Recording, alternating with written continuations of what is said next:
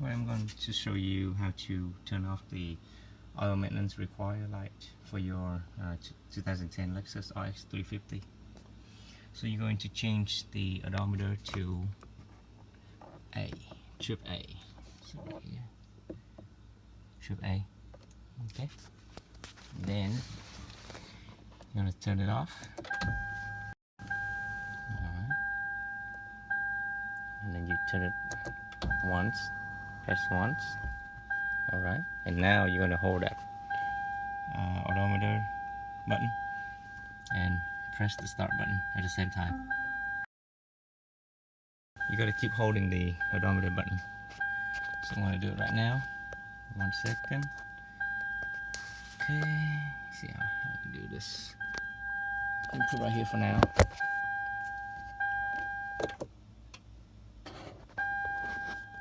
Okay, so say resetting the oil maintenance data.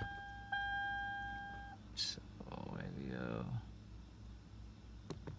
So I think is reset. Yep, I think it's done.